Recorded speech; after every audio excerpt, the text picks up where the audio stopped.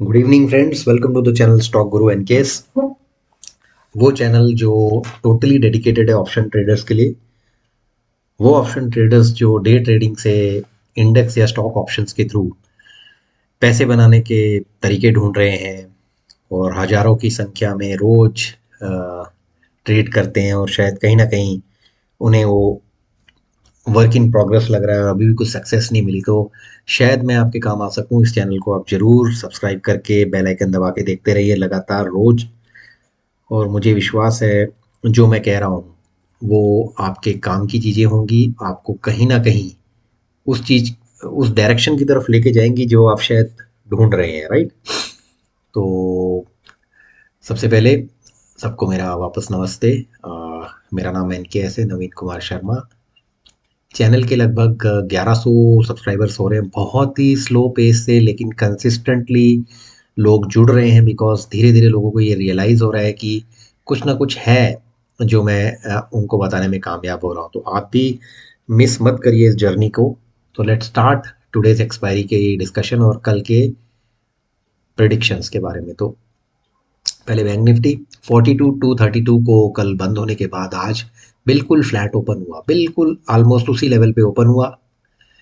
अब देखिए इसकी कितनी ज़्यादा वॉलेटिलिटी थी कि इसने लो बनाया 41,742 का और हाई बनाया 42,343 का। तो इसके हम 15 मिनट के चार्ट के स्ट्रक्चर पे भी अगर चले जाएं तो देखिए पहली कैंडल कैसी बनी है। पहले 15 मिनट में कितनी उथल पुथल हुई आप सोचिए। पहले 15 मिनट में ये ओपन हुआ 229 पे, इसने हार्डली एक 264 का हाई बनाया, उसके बाद लो बनाया लगभग 42,064 का। ओके। और अगली कैंडल देखिए कितनी जबरदस्त तरीके से ऊपर गई है। तो ये इतनी ऐसी हैप्पैज़र्ड वे से कैंडल जब जाती हैं तो आपको ये वाला समय कभी मौका नहीं दे सकता अर्निंग के लिए, और आपको वो कंफ्यूज ज़्यादा करता है। बिकॉज देखिए पहली कैंडल का क्लोज 42,180 के आसपास होता है, दूसरी कैंडल ओपन होती है 42,200 के आसपास और वो हाई बना जाती है सीधा 42,342 का। तो आपको क्या लगेगा? आपको यही लगेगा ना कि ये एक हमारा इंपॉर्टेंट लेवल है 42,300 का जो टूट गया है। तो यहाँ पर आप पोजीशन अपनी बाई साइड की बनाने की कोशिश करोगे और उसी चक्कर में ये गड़बड़ यहाँ इस कैंडल के अंदर इस तरह से हुई है कि इसने लो देखिए 150 पॉइंट नीचे का बनाया, 150 से भी ज़्यादा पॉइंट का एक लो नीचे बना इसमें इस कैंडल में। और सारी गड़बड़ यहाँ पे सुबह के ट्रेड्स में हुई है और यहाँ पे एसएल ट्रिगर हुए हैं बहुत लोगों के।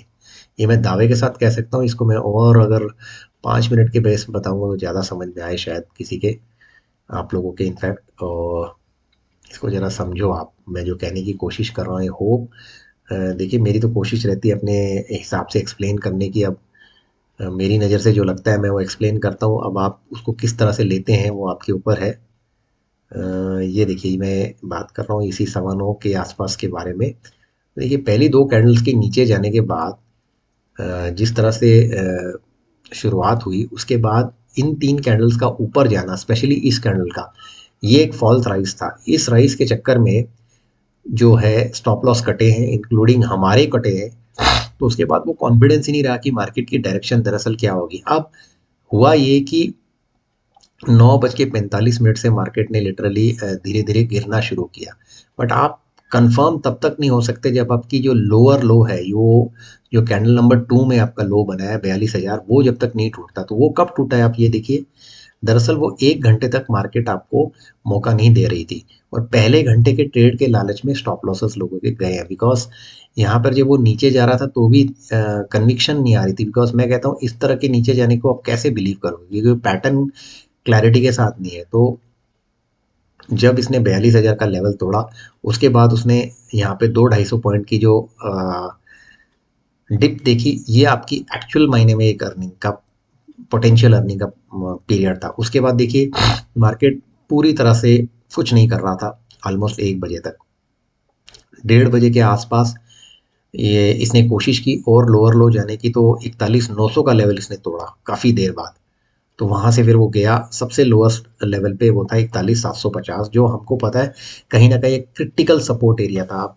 जो अर्निंग अगर किसी ने करनी हुई होगी आज, तो वो जो डबल सपोर्ट एरिया है 41,750 का, जो पहले भी एक बार सपोर्ट एरिया बना है, देखिए आप यहाँ से एक्चुअल अर्निंग हुई है लोगों की।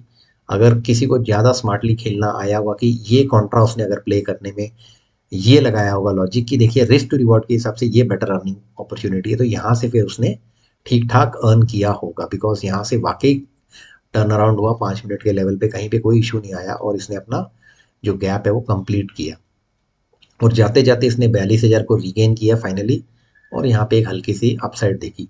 तो काफ़ी उथल पुथल थी। सच्चाई ये है कि ज़्यादातर मार्केट नीचे रहा और ये लगभग अगर हम देखें ऑलमोस्ट 2 बजे के आसपास इसके अंदर एक चेंज आया, but all in all most of the banks were down and dusted. HDFC bank कुछ कर रहा था तो कर रहा था, अदरवाइज आप अगर सेक्टर के बेस पे भी देखिए प्राइवेट बैंक डाउन थे, PSU भी डाउन ही थे, राइट। और अगर हम पुट कॉल रेशियो के ऊपर आ जाए बैंक निफ्टी के, तो ये 0.71 था, वो वीक ही होता है। 0.9 के नीचे जितना भी है वो वीक साइड का ही होता है, तो कहीं ना कहीं बाई साइड का कॉन्फिडेंस लोगों में आया ही नहीं। अब निफ्टी का एनालिसिस करते हैं।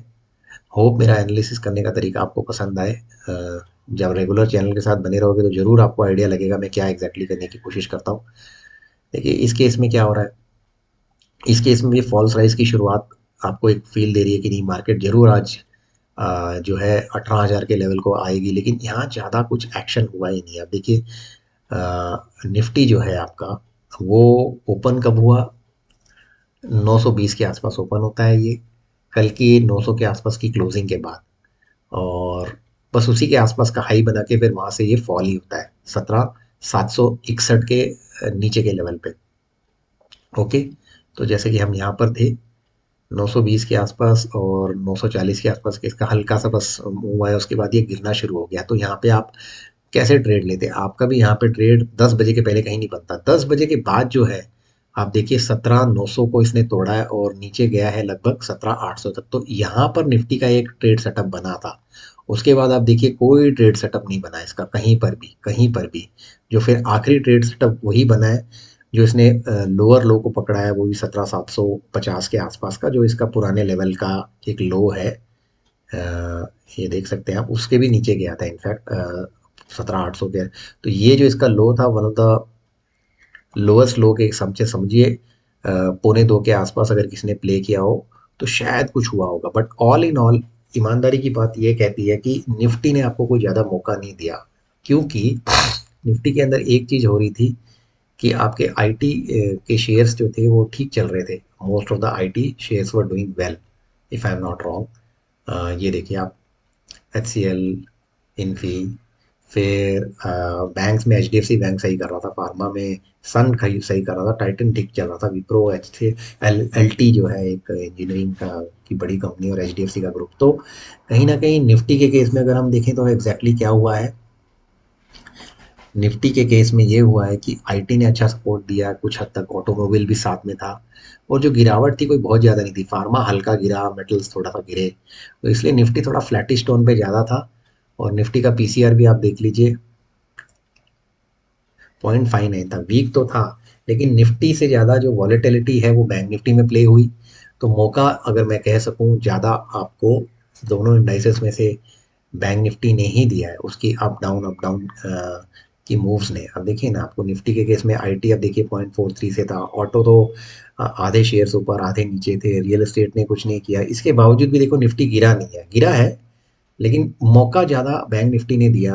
अदरवाइज तो निफ्टी के भी जितने भी इम्पोर्टेंट सेक्टर्स हैं जो निफ्टी के अंदर वेटेज रखते हैं वो सब वीक ही थे। बट चार्ट के हिसाब से आपको क्लियरली समझ में आ रहा है कि बैंक निफ्टी और निफ्टी के अंदर फर्क था। बैंक निफ्टी 0.36 से और निफ्टी 0.21 से नीचे गया है। रेंज भी दोनों की क्लियरली डिफाइंड दिख के आ रही है, 945 से 700, तो यानी कि लगभग 761 और 945 यानी 200 पॉइंट की रेंज में निफ्टी घूमता रहा। लेकिन अगर आप बैंक निफ्टी देखते हैं तो कहाँ 41,700 और कहाँ 42,300, तो ये कम से कम आपको देखिए 600 पॉइंट की एक रेंज, 600-700 पॉइंट की एक बड़ी रेंज में बैंक निफ्टी घुमा। तो जहाँ रेंज बड़ी होगी वहाँ आपके अपॉर्चुनिटीज ज़्यादा होंगी। तो आई थिंक यहाँ तक आपको क्लियर हो गया। बाकी इंडिया विक्स हमेशा 15 के ऊपर चल रहा था, फियर इंडेक्स है ये, इसका ऊपर जाना अपने आप में एक पुट राइटर कॉल राइटर के लिए बढ़िया था, पुट बायर कॉल बायर के लिए ये टफ ही रहेगा। ये भी आप एक नई चीज़ क्लैरिटी के साथ समझिए, अगर पहले जानते हो तो बहुत अच्छी बात है। इसके अलावा अब हमको क्या और देखने की ज़रूरत थी आज, FIIs कल 3,200 करोड़ बेचे, आज 1,600 करोड़ बेचे, लेकिन लगातार बेच ही रहे हैं। 15,000 करोड़ के आसपास की बिकवाली हो चुकी है, जिसमें से डीआईआई ने 10,800 के आसपास करोड़ के आसपास खरीदी की है। तो नेट नेट अभी भी माइनस ही चल रहा है महीना, इन ए सेंस कि FII are net sellers, DII की बाइंग उसको एब्जॉर्ब नहीं कर पाई है। तो ये हो गया आज का एनालिसिस, जहां मैंने most of the things cover की हुई है। अब देखते हैं कल। बहुत सारी चीज़ें हुई हैं इस दौरान जो कल के लिए कामयाब डे बना सकती हैं मार्केट का। पहला, यूएस के कुछ इंपॉर्टेंट डेटास आए हैं जिनमें इन्फ्लेशन का डेटा कुछ कंट्रोल लग रहा है, उनका आता है एक, और उसकी वजह से यूएस की मार्केट स्क्रीन है, जिसका इफेक्ट यूरोप की मार्केट्स में अभी तक तो दिख रहा है। देखिए रात के बाद क्या होगा, 2:30 बजे के बाद कल कुछ बोल नहीं सकते, हमेशा ऐसे होता है, लास्ट मोमेंट पे फिर प्रॉफिट बुकिंग हो जाती है या कुछ होता है। इस समय यूएस स्क्रीन दिख रहा है और हम रात के 12:45 देख रहे हैं ये चीज़, इसलिए मैंने थोड़ा सा लेट बनाया है। कच्चा तेल का ऊपर जाना, नेचुरल गैस का ऊपर जाना इस बात का अंदाजा देता है कि शायद, देखिए ये पल पल डेटा चेंज होता है, स्पेकुलेटिव है कि शायद रिसेशन कंट्रोल में है यूएस की। और हमारे देश के पॉइंट ऑफ व्यू से ये एक न्यूज़ है कि हमारा भी जो महंगाई दर है वो कंट्रोल में है, और लास्ट डेटा जो आया था उससे हम ज़्यादा बेटर हैं अभी महंगाई दर के पॉइंट ऑफ व्यू से, तो वो एक इम्पॉर्टेंट प्लस है। तो वो हमें ज़रूर शायद हेल्प कर सकता है। तो कल के क्यूज़ को देखते हुए अगर हम समझने की कोशिश करते हैं, पहले निफ्टी को ही देख लेते हैं। 19 जनवरी का जो वीकली ऑप्शन चेन है वो क्या बता रहा है, वो फिलहाल आपको बहुत ही एक साफ चीज़ ये बताई जा रही है यहाँ पर कि आपका 17,900, वहाँ पे कुछ 47 लाख का ओपन इंटरेस्ट है। तो हम, अगर जिस तरह का इंडिकेशन आ रहा है, तो हो सकता है हम 17,900 के ऊपर ही खुले, और then we will try to chase 18,000। फिलहाल तो यही लग रहा है जो डेटा को देख के। नीचे की तरफ की सपोर्ट जो है वो, जैसे आज का डेटा देख के मुझे लग रहा है, और जो ऑप्शन चेन बता रही है वो है 17,800। तो हम 17,800 पे नीचे सपोर्ट में अपने आप को मैनेज कर लेंगे, और ऊपर जो है 18,000 की तरफ की डायरेक्शन निफ्टी की लग रही है फिलहाल का जो डेटा दिख रहा है हमको, ठीक है ना। तो मैंने क्या कहा, हम 17,800, 850 इसको एक सपोर्ट सिस्टम बना के रखें, एंड 18,000 की तरफ हमारी तैयारी की जा सकती है, हो सकती है। जो भी डेटा है, यूएस का डेटा आ गया या हमारा भी कुछ डेटा है, वो कहीं ना कहीं पॉजिटिविटी दिखा रहा है। बैंक निफ्टी के ऑप्शन चेन को अगर देख लेते हैं एक बार जल्दी से, तो यहाँ क्लियर है 42,000 आपका क्लियर क्लियर सपोर्ट है, इसमें कोई डाउट ही नहीं है। बिकॉज आज भी उसने आखिरी मोमेंट पे क्या किया, 42,000 को ही तो रीगेन किया है। वर्स्ट केस में 41,850 तो आपका नीचे है ही, और ऊपर की तरफ ये जाने की कोशिश पूरी रहेगी। 42,500 की तरफ जाने की पूरी कोशिश करेगा ये। 42,500 के आसपास, आप देखिए 9 लाख के आसपास का ओपन इंटरेस्ट है। बीच में अड़चन हमेशा की तरह जो है 42,200 का एरिया है, वो कर सकता है। तो देखते हैं अब कल कैसा होता है, बिकॉज आज तो बैंक्स बहुत बुरी तरह गिरे हुए थे। तो सब डिपेंड करेगा पीएसयू का कल क्या रुझान होता है, आईसीआईसीआई कल क्या करता है। तो जो डेटा दिख रहे हैं उसके हिसाब से 42,000 के लेवल पे आप एक सपोर्ट पकड़ के रखिए, ऊपर फिर आप अकॉर्डिंगली हमें देखते रहना कि क्या है। और हम इसको अगर एक और तरीके से समझने की कोशिश करेंगे, वो है हमारा exponential moving average. Day level पे हम चेक कर लेते हैं दोनों का लास्ट, वो आपको एक अच्छा आइडिया दे देता है। वो हम हमेशा देखते हैं 20 दिन का। Okay, 20 day exponential moving average मुझे बहुत एक भरोसेमंद चीज़ लगती है। तो मैं कैसे बनाता हूँ वो आपको बता रहा हूँ करके। ये बन गया है, इसका एक्सपोनेंशियल इनपुट्स में जाएगा 20 दिन। ओके, तो ये देखिए ये भी 42,000 है। कैन यू सी दैट 42,094 और समथिंग। ओके, तो ये आपका 42,094 बता रहा है, in fact to be very fair. एक minute, let me see what exactly is it trying to से।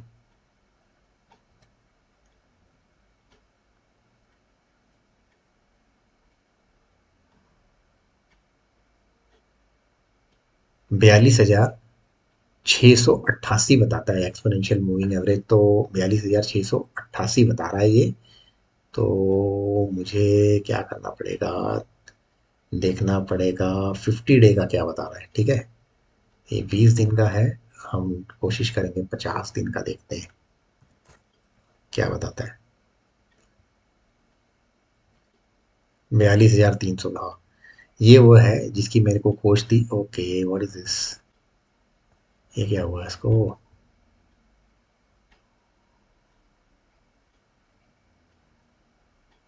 1 सेकेंड गाइस, मेरा माउस आज नहीं है मेरे पास, तो I have problem because of unavailability of mouse.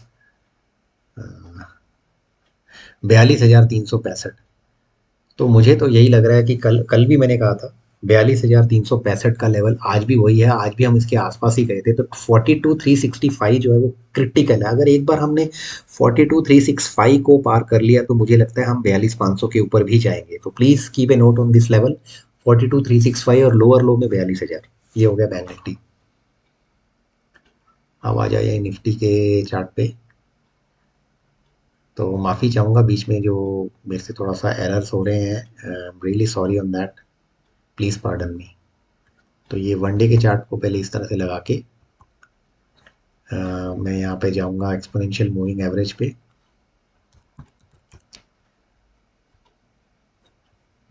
इस तरह से, और प्लीज़ मेरा साथ में डेली लाइव स्ट्रीम देखना मत भूलिए, आप बहुत कुछ मिस कर जाओगे। आज बहुत कुछ हुआ है मेरे लाइव स्ट्रीम में, 2 पार्ट्स में मैंने स्ट्रीम की थी। एंड ट्रस्ट मी, 18,120, तो 50 दिन का मूविंग एवरेज से हम कोसों दूर है। हम जब तक 18,100 के ऊपर नहीं जाते तो हमें निफ्टी में स्ट्रेंथ नहीं दिखेगी। ये एक बहुत इंपॉर्टेंट चीज़ मैं बता रहा हूँ, क्योंकि 50 डे के एक्सपोनेंशियल से हम काफ़ी काफ़ी नीचे आ चुके हैं, तो बहुत ज़रूरी है इसको रीगेन करना।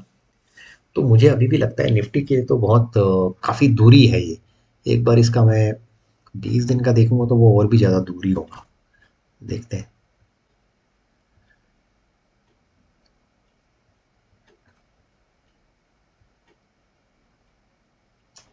I'm really sorry, I don't know why this is happening.